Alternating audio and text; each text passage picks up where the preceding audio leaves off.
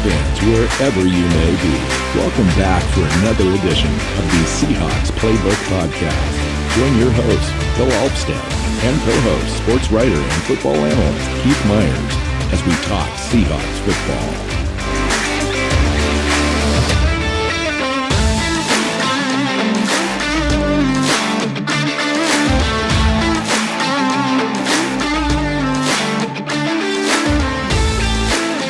Seahawks fans, welcome back to another edition of the Seahawks Playbook podcast. I'm your host, Phil Alvstad, sitting down with Keith Myers. How you doing, Keith? Doing good. Today we're here to preview the Seahawks playing the Cardinals for the second time already in this, season. And on the road in Arizona, you're going to be there at the field that seems to be cursed for the Seahawks. Yeah, it's gone pretty well the last time. Well, at least the last time they played. Down here, they won. It was Russell Wilson's last game as a Seahawk. We didn't know that at the time. It was a great game by him. It was a great game by Rashad Penny. I think Rashad Penny had 179 yards and a 75-yard touchdown run that was amazing, that came right towards me as I was sitting in the end zone that day. So we beat him out. First time around this year, 19-9. I think that was the beginning of the turnaround that this team experienced on the defensive side of the ball, and kind of overall just kind of put it all together for the first time against that team, and had and played better in the second half in that game for the first time in the year. I think they'd gone against the Broncos, played well in the first half. That was enough to carry them through that game. Had an awful game against the 49ers, and then the Falcons, and then the Cardinals. And so now it's tough to beat a team in your own conference twice in one season. And the Cardinals always give Seattle issues, but it seems like there are two teams here on completely different trajectories. The Seahawks are way ahead of expectations, and the Cardinals are way below. And it doesn't look like that's going to change this year. I think the Cardinals look like they're probably going to be bottom dwellers in this division, while the Seahawks have a shot at taking this division and potentially having a first-round bye, which is crazy talk coming from a guy that predicted 5 wins at the beginning of the season. Part of that is because I don't think they have a chance at a first-round bye. Do you really think they're going to catch the Eagles? It's potential. I mean, anything's possible with this team. I mean, I didn't think anything was possible until Geno Smith started playing really well. He's kind of, he was player of the month in October. We've got 2 rookies, offensive and defensive rookie of the month in October. And offensive player of the month. And it's just crazy. So I'm literally, I've got to kind of throw my biases out and just look at the team that's in front of us. And they're playing so well, Keith, and their defense seems to be now playing with such command and confidence that I do believe that they're this team now. And it is possible that we end up playing way beyond our original expectations. So then why are the Seahawks underdogs in this game? I don't know. That's a very interesting question. I don't believe that they should be. I think that's a good line. But again, you're on the road. It's tough to win against an opponent twice. This is the second game on the road in a tough stadium. Anything can happen. I've been to one other game for the Cardinals this year, and that was the first game, opening day, against the Kansas City Chiefs. The Cardinals looked completely awful in that game. They were awful on offense. They were worse on defense. And if the Seahawks see that team, we're all over the Cardinals in this game and win big. Again, double-digit win, 3rd game in a row type of a situation. I think that they'll want to come out and fight, though. The Cardinals are 3-5. Their backs are really against the wall in this division race in kind of a wide open NFC. They're not completely out of it at this point at 3-5. They're 2 games out in their own division, and if they started playing well, they've got DeAndre Hopkins now. If they started playing well on defense, I think they'd have a shot. They're scoring on offense. They're doing pretty well, but their defense is just awful, and they just haven't been able to put it together. Yeah, their defense has been as bad as Seattle's offense has been good.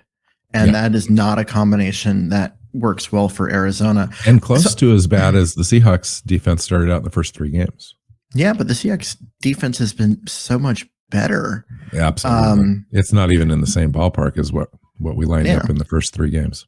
I mean, we were looking at it seems weird that the Seahawks net points is only plus 11, given that they won 3 straight by double digits. But, the Cardinals are at negative 28.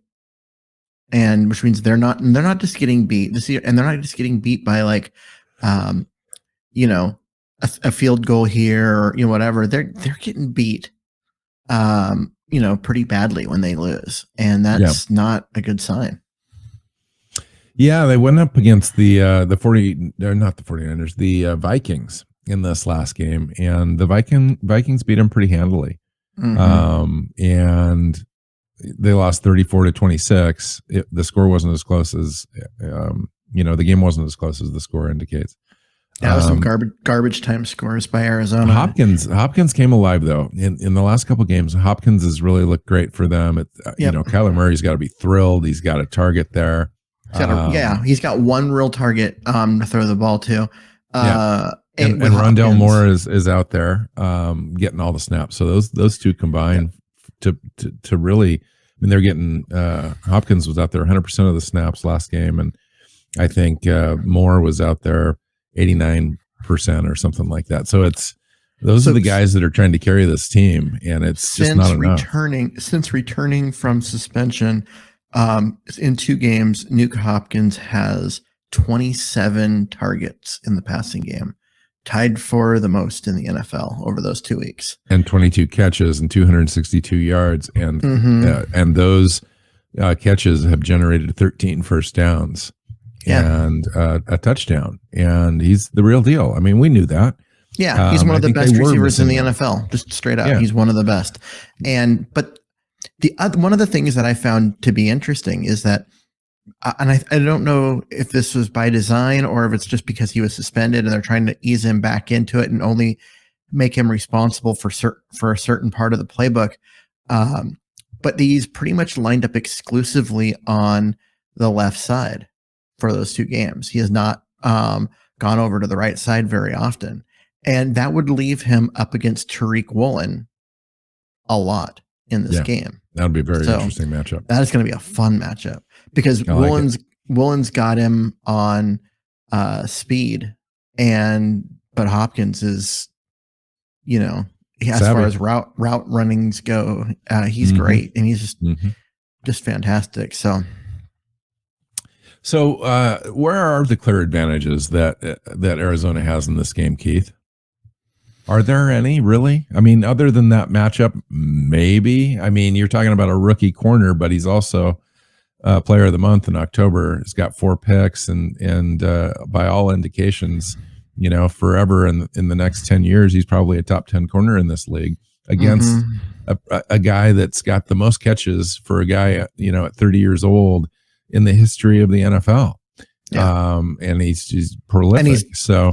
And he's done it mostly, with a Houston team that was awful. Yeah, he's the only guy. Yeah. And their running back situation is still a mess with injury, and they don't have much as far as weapons. Zach Ertz is showing some, his age a little bit this year. Offensively, I don't see, and the other part, their offensive line was bad when it was healthy, and now it's beat up. And that's not a good combination. So, they're hurting, no doubt. Okay. So they placed guard Justin Pugh on injured reserve 2 weeks ago. He's gone, replaced by Cody Ford. Not an upgrade there. Rodney Hudson's going to miss the 5th consecutive game with a knee injury. And they're 1-3 without Hudson there at center. They're possibly going to be without DJ Humphries, per Coach Cliff Kingsbury.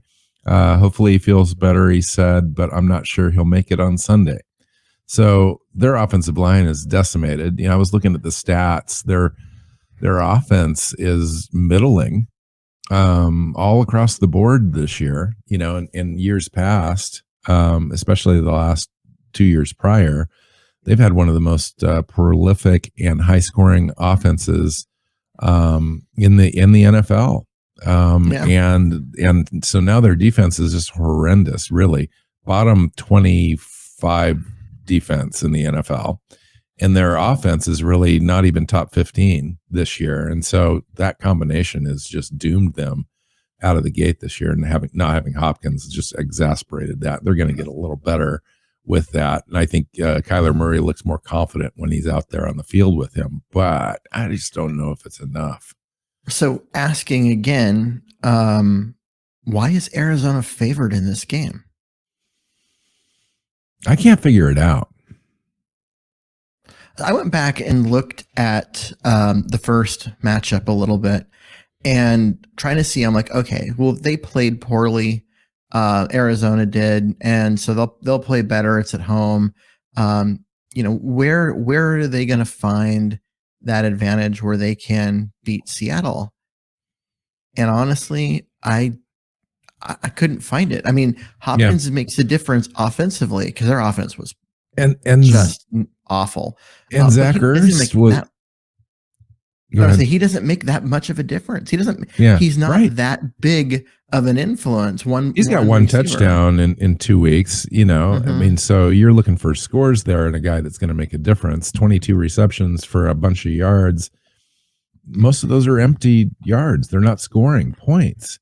And then, you know, I will say this: Kyler Murray, to his credit, did have like 3 touchdowns, over 300 yards in this last game, but it didn't make a difference because their defense was so bad. Zach Ertz, the last time we played, had 10 receptions for 70 yards, didn't score, but you know, so he's already accounted for. You talk about Hopkins, you know, I think he's not going to have a huge day. He might have 10 catches, but I bet you they hold him under 80 yards and don't allow him to get behind the defense. Seattle's really been very, very good this year at that, especially after the first couple of weeks. And so I just don't see them being able to score. I think that they could probably move the ball a little bit. They're going to pick up a few first downs. Kyler Murray's always a threat running the ball. He's averaging about 40 yards a game on 7 carries type of a guy. He's not over the top, gonna hurt you like Jackson out of Baltimore or something like that. But he's still a threat. Other than that, they just don't have anything. They're running back. James Conner's kind of injured. You know, Benjamin's been the guy, and he's nothing special, especially in the NFL. He's just kind of an undersized kind of guy. He had 15 rushes for 37 yards against Seattle 2 weeks ago. Yeah, and that was really a game in which Seattle just started to kind of come into their own, really. It was the first good game, right? And now their identity is kind of more solidified. I really think the Seattle's even a better team than we faced them, you know, 3 weeks ago, before that Chargers game. And we beat the Chargers, and then, you know, the Giants, and it's just I don't know, it's pretty cool. Yeah, and yet Vegas is not in the business of being wrong. So why do you think that they're favored? Now it's only 2.5 points, so on a neutral field it'd be kind of a draw, but yeah, I mean, I still don't get that I think Seattle should probably be up at least 3 points. They're clearly the better team. They're more talented. They're on a roll. Their defense is playing way better. I think we're a top 2 DVOA team in the NFL right now on defense. Our offense is number 6 overall in the NFL on offense. I mean, I think we're just going to overpower them. I mean, that's what it looks like to me, but I'm not sure. I'm not even sure how to answer your question. The only thing that I can look at is if you look at Seattle's injuries, like, right, you've got Marquise Goodwin didn't participate today with a groin, and then you've got Metcalf and Lockett and Hart all limited with injuries. So that means your top or 4 of your top 5 receivers are banged up and going to have a harder time getting open. And I think Vegas's thought process is without the dynamic passing game, Walker might get shut down because they're going to bring an extra guy up and it'll lead to turnovers. And I don't know. Lockett looked pretty dang good as far as getting open last week. He just had a ball bounce off his face mask. And he's another week healthier. So, and Gino will tell you too that he didn't play his best game against the Cardinals, and they got after him a little bit in that game. You know, the Cardinals has a pretty decent defense. Zach Allen and JJ Watt playing close to 95% of the snaps. Ligi Fotu is in there. They just acquired Tristan Hill. I don't know if he's going to line up this year or this game or not. They picked him up off waivers. Zaven Collins is probably one of the best linebackers in the NFC West. He plays 100% of the snaps every week. Marcus Golden had, but their 5 pressures. Bad. You're going through all these players, and I'm going through all the players. These are talented guys, but that right. overall, they have no depth though. It's not after this. Yeah, they're and these guys like Budda Baker, Jalen Thompson, good safety, playing almost 100% of the snaps. Both those guys. Marco Wilson, Isaiah Simmons is having an impactful year as an individual player. But you put them all together and somehow it's just not working for them. They're not able to stop teams on third down. And teams are scoring on them. They've got the 26th ranked scoring defense in the NFL. And that's the bottom line. I mean, you got to be able to stop teams from scoring and they're not. So you're right. Those are big names. We're used to them. They've played well against us in the past, but if those players aren't stepping up, there's really nobody behind them either, and because they've got depth issues across the board on defense. So I was listening to the radio this morning, and they had Greg Cosell on, from NFL Films, and he was talking about Seattle and was asked about Seattle's defense, and he brought up Ryan Neal and basically just said that he's the guy who's playing for Jamal Adams. And it's worked out because he is a better player than Jamal Adams. And I took that and I was like, I got to ask Bill about that because Jamal Adams is a 2-time All-Pro. Have you seen Jamal Adams play well in the last 2 years, Keith? No, we haven't seen him at all this year because he played like 5 snaps and then got hurt. Even when he was in. Here's the thing about Jamal Adams. He really hasn't played with a Seattle defense that has turned the corner and played well. Like, he's started the year with Seattle's defense 2 years in a row. During that time that he was playing, our defense was crap. And then when he got hurt or went out, all of a sudden the defense got better. That happened again this year too. He came in, played, half a game or whatever, got hurt. I'm not trying to discount that, but what I am saying is we haven't seen Jamal Adams really play well in Seattle. Other than this 9-sack season, which was to me an aberration. That's great, Keith. It's great. That's a great season. It's an NFL record but it's in a fishbowl. It's like it's by itself. You get set that aside on a shelf. It's kind of one of those things that just didn't repeat, didn't happen again. Since then, and that was a guy that wasn't even really playing a normal position.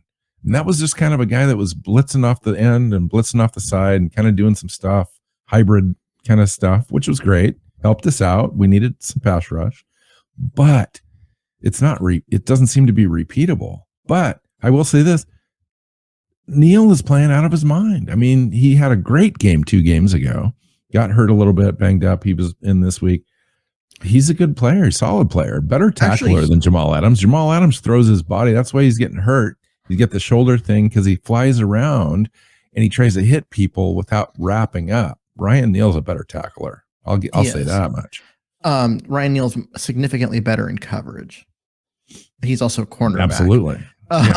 Right. But we saw him get carried off the field twice a couple weeks ago, but those were cramps. His legs were. So I got a question for you on the Cosell thing. Is it basically because Neal fits better in this scheme? than Adams. And that's why he's able to play better. He's a better player in this game and able to be in position to be make better plays. Adams is a 2-time All-Pro and played for a terrible team with terrible coaching and was the guy who absolutely jumped off the tape when watching. He was just better than anyone else out there. That's why the Seahawks traded for him. Now, he hasn't played as much because of injuries, and I think that signing him long-term was probably a mistake because of his injury stuff. But he was clearly a special player. The idea that he is scheme specific, what scheme were they using in New York? That made, if you're trying to say that he's scheme specific, like what I don't know, because he lined up in 4 or 5 different spots. I mean, you take a look at him, he lined up at strong side linebacker like over 50% of the snaps, and he was they lined him up all over the place. They did all sorts of things. They let him play to his strengths, and he looked fantastic at it. So if you are asking a guy who is that dynamic to play inside a bubble, I think that's not using your asset. Agreed. Well, and I think they asked him to do that in the first half of 2 consecutive seasons. And then in this season, I think that his role was going to be larger and more dynamic, and he just didn't get a chance to go there. Well, we won't know. We may never know. He may never suit up again for the Seahawks. I don't know. But I think that his role would have been Ryan Neal-esque, if you will, looked more like that this year. And he would have had more of an effect on big plays, generating turnovers, punching the ball out, maybe getting some sacks on, but what I don't know. What I'll say is that the defense needs Ryan Neal more than it needs Jamal Adams. Because, all those turnovers, the big plays, the sacks, the things that Jamal Adams does, because he's all over the place and he's so athletic and everything. What the Seahawks need is a guy that can cover tight ends.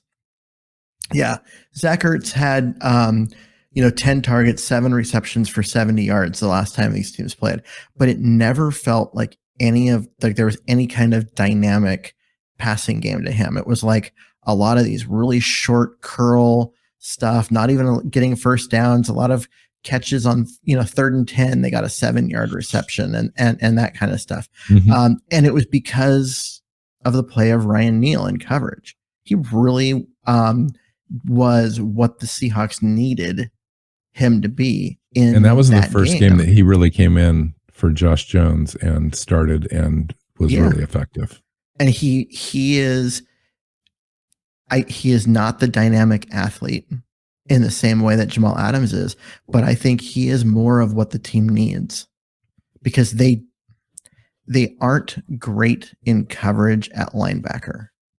And so having a safety that can kind of pick up some of that slack and cover tight ends or running backs out of the backfield and that kind of stuff is something they need, because their outside linebackers are pass rushers. They're not guys that are that good in coverage. And so it's just hard for this team to have a competent defense when you've got so many guys that don't cover well. And that's why I think they're better with Ryan Neal, and why, giving up all the draft picks and everything that they did for Jamal Adams was probably a mistake. And not just because of the injuries, just because of the way that they play and the way the roster is constructed around him. Absolutely a dynamic player. And I think that for some reason, Seattle fans have discounted Jamal Adams, and they seem to think he's just a bum, it's hard. But he's not. I think the bigger issue with that is just the draft compensation, the way that thing happened. But B, he had one solid year where he was way more up at the line of scrimmage, and when he did drop back, he was a coverage liability. And then in year 2 and 3 of this deal, he never really got a chance. He got injured halfway through the season the year prior, and this year, first game out. So when you're talking about compensating your trade value by play on the field, he just hasn't had a chance. And I can't really fault him for that. Injuries are going to happen. They happen to him, and it's a bum deal, really. Hopefully he gets a chance next year. He's still got a big number cap wise next year. It doesn't make any sense to let him go. Mm-hmm. So if he's healthy, I think he's on the roster. We'll see what happens. Wanted to get back to you though on your question about the Las Vegas line thing, because I can't shake it. It's in my head. So Cardinals came off this game against the Vikings where the defensive backs allowed a quarterback rating over 100 to Kirk Cousins. They've allowed 97.9 overall on the year, 26 in the NFL, 14 touchdowns. They've only got 5 interceptions. They're not turning the ball over very well. Cardinals run defense gave up 175 yards to the Vikings. Dalvin Cook had 111 yards, 5.6 average. We already know our offense is prolific. Geno Smith's been taking care of the ball, leads the NFL in a whole bunch of different categories. Ken Walker's running the ball very effectively. And we're still catching the ball, and we're using tight ends. I don't think they're going to slow down our offense. And our defense is so improved the last 3 weeks that we've gone from 31st ranking in DVOA to 12th overall. And that's a huge jump in 3 weeks. Especially considering how bad they were before. And if you just take the 3 weeks in a just by themselves, we're second overall to the Denver Broncos defense. And so I have no idea what Vegas would be looking at then to favor the Cardinals. We're clearly a better team. We're playing better right now. And that's really what counts in the NFL. And I think that we take this game. When the Seahawks played them before, and it was just a couple of weeks ago, at any point in the game, was there a moment when it didn't feel like Seattle was the better team? And I would say no, there wasn't. From the opening kickoff all the way through, Seattle was the better football team. Yeah, and that's happened 3 weeks in a row where we've clearly just been the better team on the field, including against the 6-1 New York Giants, who we beat by 14 points. It could have been more. And against a great quarterback in Justin Herbert, the week before that with the Chargers. So, I mean, they were just the better football team. And so why are the Cardinals favored? It's a crazy line to me. It's absolutely crazy. But Vegas isn't in the business of being wrong, right? They, you've seen those casinos. They're massive. They cost a lot of money, and they get that by winning. And so what do they know? What do they know that we don't? Because when I saw that, it made me doubt all the stuff that I'd looked at. I guess going back and looking at the last game and everything. When you look at it, you almost have to say, well, does Vegas really believe in the Seattle Seahawks? Do they believe that the defense is legit, or is it going to revert? Is Geno Smith going to somehow step out of the slipper and turn back into the whatever? And so it's like, I think they've shown us enough to where this is who they are. Especially Geno and the offense. I think that's kind of baked. This is going to be it. And they've done it against a variety of different opponents. And then, the defense, sure, I want to keep seeing this, but I'm pretty confident that they're able to, kind of do this now. Let me ask you this. What are the differences in this game? What are the standouts? Who needs to have good, big games for the Seahawks in order to really knock this thing out of the park? Well, we need to see Ken Walker have a good game and run the ball, keep Arizona's, Kyler Murray and company off the field, let our defense stay rested. And on top of that, you need Tariq Woolen to have a good game against Nuke Hopkins. Because if Tariq Woolen shuts down Nuke Hopkins, just one-on-one with the stuff that they do, Arizona's offense doesn't have any chance. They just don't have a chance. Especially now Kyler Murray's going to be looking for him. So Kyler Moore's looking for Hopkins. Hopkins isn't open. Those checkdowns sometimes just aren't there, and Kyler wants to take off and run. And now we've got Boye Mafe to kind of chase him down. Uchenna Nwasu is playing great. He's able to run him down. Brooks has great speed in the middle. I thought I was looking at, and when I remember that game, I remember the Seahawks getting after Kyler Murray, lots of sacks, lots of 5 sacks. all of that. They did have 5 sacks, but he also had 10 rushes for 100 yards. Yeah, he did, but they were empty. And a lot of those came in the second half. Yeah, and they led to field goals and no touchdowns because they only scored 9 points. There was a lot of empty yards there, but it was still 100 yards. What that tells me is he did a good job of getting away from the pass rush sometimes and turning it into a positive. But the pass rush was there. We saw it with the sacks. We saw it with the hurries. And so were the defensive backs. If he's taken off that much, we know. I mean, there's a few design plays for Kyler Murray to run, but we know most of those are just escaping the pocket and doing stuff on his own. And that's because of the coverage. We're getting coverage. Yeah. Yep. So to me, like that's what I said. If Walker does well on offense and Tariq Woolen has a good game on defense, what's Arizona got? What else? They don't have anything. Not on offense. If they can't generate some weird turnover game here where they're going to, and they really haven't been. I mean, Kyler Murray is the one that's been turning the ball over. He's got 6 fumbles and 6 interceptions. And a career low quarterback rating of 85.3. I just don't see, I'm not trying to be homeristic here. I'm just trying to say, I'm not seeing a path that Arizona has to win this game. They're just not playing very well. They don't have an offense that's dynamic like it used to be. They don't score a lot of points. And their defense really doesn't have any ability to stop a decent offense. And Seattle has a top 10 offense that's very much in control with Geno Smith at quarterback and Ken Walker being able to run the ball. We saw what they did last year in the desert with Rashad Penny running the ball last year. This is basically the same defense.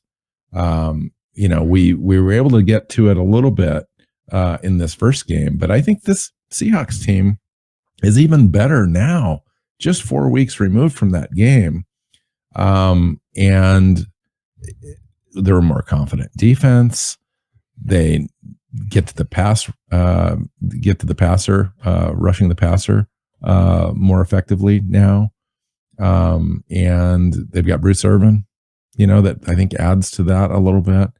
That was an interesting pickup by the Seahawks to go get a guy who is sitting out there, a free agent, not on a practice squad, not anything, and bring him in and tell him, you're going to get plays and then give him plays. And they're letting him, rush the passer. They're letting him use his speed and athleticism. They're not asking his leadership him to do a lot. Yeah. And he's been a great addition to come in and give. And I was looking on this last game. He didn't have a lot of snaps that I saw, but when he did have them, they had him in the middle. They were pulling Cody Barton and having Bruce Irvin line up next to Brooks, and they were wow. You could see Brooks was communicating with him and making sure that he had his responsibilities lined up and everything, and then they just let him go do stuff. Be athletic. He's older and he's not as fast as he used to be, but he's athletic, he's smart, he's strong. He plays the run well. Did you see that play where he just knocked the quarterback into Barkley and knocked Barkley back down? I mean, that's a great play. That's a great play. That was a fantastic play. And he came right up the middle on that one. Yeah, right. He lined up in the middle. It's not like he lined up outside and then came around the corner. Right. No, he lined up in the A gap and just rushed right up the middle because he was playing inside linebacker on that play. I found that to be really interesting that they're giving Bruce Irvin snaps in Cody Barton's place. And for a guy that was just sitting out there on the street, that's it's weird, but at the same time, it's working. So there's no complaints here. It's working. All right. So tell me what your predictions are for this game.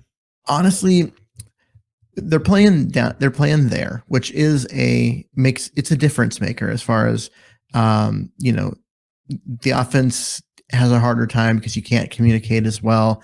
The defense has a harder time because the crowd's silent and they don't have that boost. So I do expect Arizona to put up more of a fight than they did up here. But I also don't expect them to be able to overcome all the different things that Seattle can throw at them. And so I'm looking at a game that's like 27-23 Seattle. That close.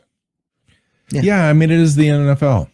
Single digit scores are common as far as point differential. I'm gonna go out on a limb here and say this is a blowout. Wow. I think Seattle is just thriving right now. And Pete Carroll's has got them excited about playing ball, and that all the players are like playing together and unselfish. And this is a thing where it just kind of all comes together against a division opponent, and we just thrash them. I think that it's primed for that. I'm not saying it's going to happen. I'm just saying that's what the kind of gut feeling that I've got on this game. And I'm seeing this as a mid-30s scoring game for the Seahawks, say 34. And if we're scoring 34 points, the Cardinals aren't scoring that much. And so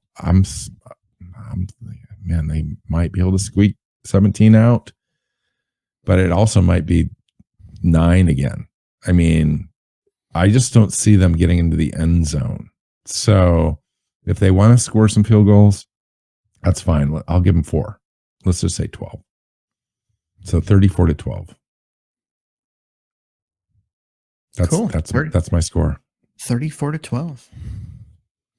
That's a is that a scoregami? That is I don't know. It might be. Sounds kind of unusual, but I'm going with it.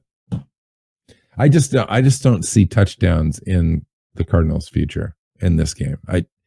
Our defense is playing with so much confidence, and I think we're going to force some turnovers in this game. I just feel like this could be a 2 or 3 turnover game for the Seahawks on their defensive side. Our special teams are playing well. We're knocking the ball around. We're really playing physical and fast. It's fun. I mean, I haven't had this much fun watching Seahawks football in like 3 or 4 years. I mean, we've been winning, and you kind of get used to winning, and we won 9 one year and 10 and then 11 and then 12. I was having fun. I mean, we had the show when we were going through that, and it's kind of fun to kind of go through those things. But there's something about playing youthful, fast, physical football with confidence that I just haven't seen, especially on the defensive side of the ball. And this team's got it, and it's crazy good. I love it. 34-12 is not a scoregami. The only losing team score is if the winning team scores 34. That is a scoregami is 4. So the Seahawks would have to give up 2 safeties. Wow. So interesting. I don't even know where you get that information, but that's cool. I don't see 4. I mean, wouldn't that be something? If you had picked 32, there's a whole line of scoregamis that you could get. They could win 32-11, 32-12, 32-15, 32-19. I mean, you could see it. A couple safeties in this game, though. I mean, the way that Seattle's playing defense, I don't know. I think teams are kind of nervous now about facing the Seahawks. Like, their defense is pretty legit, and their offenses can score from anywhere on the field. They should be nervous playing Seattle. Seattle is playing incredibly good football. And I think that is something that is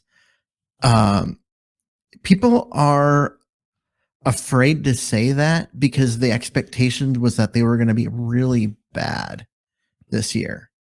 And they're not really bad. They are a good football team. They're playing really good football, but I think people continue to not give them the credit that is because that just they're everyone is expecting that this is a mirage and eventually it's going to disappear and where they're going to go back to being what we thought they were. Yeah. Well, there's two reasons for that. A, we started out with those really low expectations, and B, they fulfilled those low expectations in the first 2 or 3 weeks. Yeah. And now they've completely reversed course, literally reversed course on especially the defensive side of the ball. And it's hard to trust that. I mean, yeah, they're great, but we've really only seen that version of the Seahawks defense now for 3 straight weeks. Let's see it for 6 straight weeks, and then we'll feel more comfortable. But, I think this is one of those games where you've got to go out and prove who you are, and I think Seattle's kind of something about Pete Carroll this year. He's not getting any younger. We all know that. And there's just a certain atmosphere around this team and this coach this year about teaching these new guys, these young guys. We got a lot of rookies.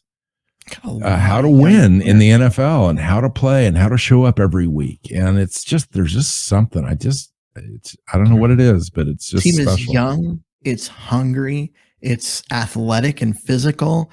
And you win games that way. You win games when you are bigger, stronger, and faster than the people on the other side, even if they have a lot of skill. The football is a physical game, and the Seahawks play a physical brand of football, and they happen to have a lot of speed to go with it. Yeah. And yeah, it's fantastic. It's fun. It is fun to watch. Yeah. All right, let's get out of here. I'm going to enjoy the game. I hope to report back success when we get together and record next week. Until then, you can find Keith at Myers NFL. You can find me at NW Seahawk. You know where the show's at. Hit that subscribe button and share it to your friends and family if you like it. So until next time, go Hawks. Go Hawks. Seahawks Playbook podcast listeners, thanks for joining us for another edition of the show. You can find us on Twitter. Bill is at NW Seahawk. Keith is at Myers NFL. And the show is at Hawks Playbook. You can listen and subscribe to the show at SeahawksPlaybook.com.